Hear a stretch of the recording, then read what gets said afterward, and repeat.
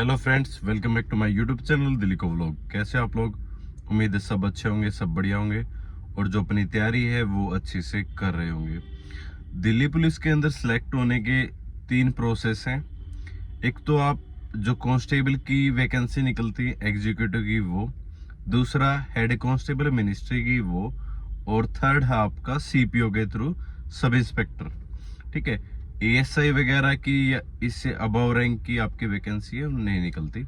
आप या तो कांस्टेबल भर्ती होगे या फिर हेड कांस्टेबल या फिर आप सब इंस्पेक्टर भर्ती होगे। ठीक है, तो कांस्टेबल और सब इंस्पेक्टर का प्रोसेस मैंने बता दिया।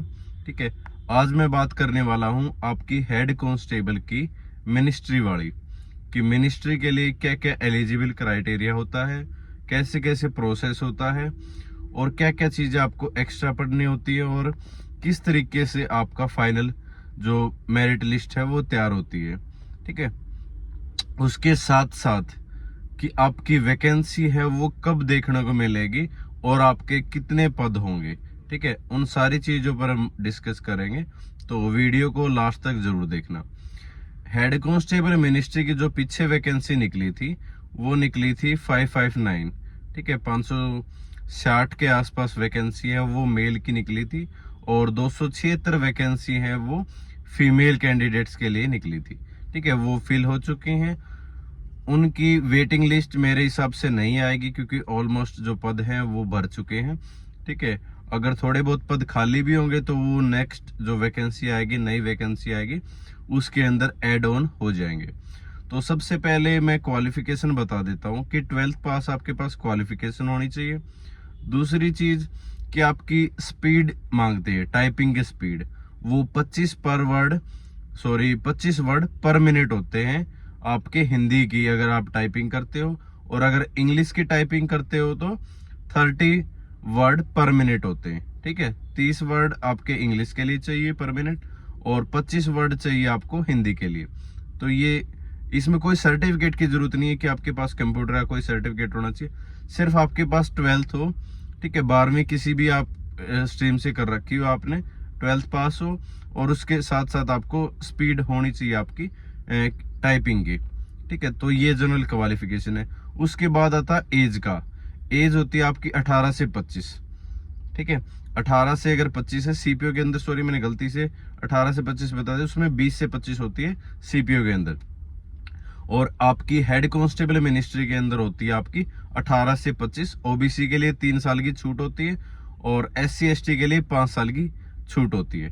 ठीक है, तो मैं प्रोसेस बता देता हूँ एक बार कि सबसे पहले आपका 100 मार्क्स का एग्जाम होगा, फिर आपका फिजिकल होगा। ठीक है, और फिर आपका जो टाइपिंग टेस्ट है वो होगा 25 मार्क्स का, और उसके साथ साथ आपकी कंप्यूटर की नॉलेज है वो चेक करी जाएगी, वो क्वालिफाइंग नेचर का होता है। तब आपकी जो फाइनल मेरिट लिस्ट बनेगी, तब आपकी मेरिट लिस्ट बनेगी और उसके बाद आपका क्या हो जाएगा, ज्वाइनिंग है वो करवा दी जाएगी। मिनिस्ट्री वाले जितने भी पद होते हैं वो लगभग आपके एक तरह से क्लर्क की जॉब होती है ना, वैसे ऑफिस वर्क होते हैं मोस्टली। ठीक है, और एडब्ल्यूओ टीपीओ है, ये आप वायरलेस ऑपरेटर, इस तरीके से ये भी ऑफिस की जॉब मान लो। ठीक है, तो फील्ड में इतना ज्यादा इनका काम रहता नहीं है, आप ऑफिस के अंदर ही काम करोगे लगभग।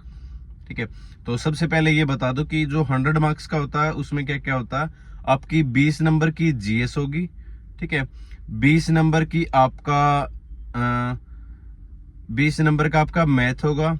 ठीक है, 20 की जीएस, 20 का मैथ और 25 की आपकी रीजनिंग होगी। ठीक है, और 25 का ही आपका इंग्लिश का जो पोर्शन होगा वो, और 10 नंबर का आपका कंप्यूटर। मतलब इसमें 5 सेक्शन हो जाते हैं, जीएस, रीजनिंग, ठीक है, और मैथ, इंग्लिश और आपका कंप्यूटर। जैसा कि सीपीओ में इंग्लिश ऐड ऑन हो गई थी, तो इसमें भी 25 नंबर की आपकी जो इंग्लिश है वो ऐड हो जाती है।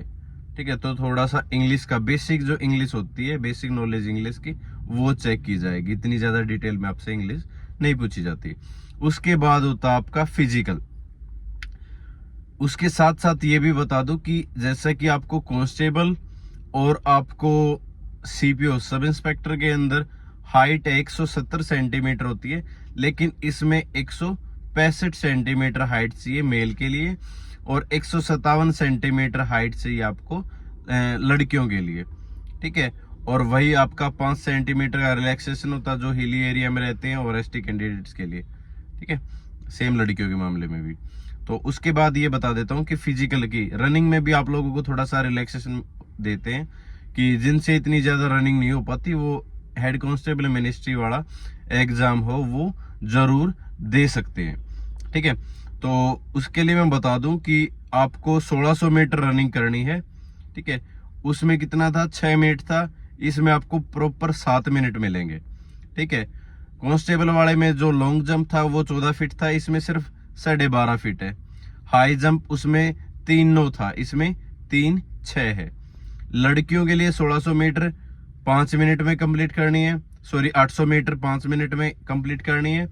और जो आपका लॉन्ग जंप होगा वो 9 फीट होगा और हाई जंप होगा 3 फीट होगा, ठीक है। तो लड़कियों को भी थोड़ा सा और रिलैक्सेशन दिया गया है इसमें कि जो पढ़ाई में अच्छा है, जो इसमें पढ़ाई वाले बच्चे चाहिए, ठीक है, जो अच्छे से टाइपिंग कर सकते हो, कंप्यूटर की नॉलेज हो और पढ़ाई में इंग्लिश वगैरह और ये सारे सब्जेक्ट में ओके हो, वो चलेंगे।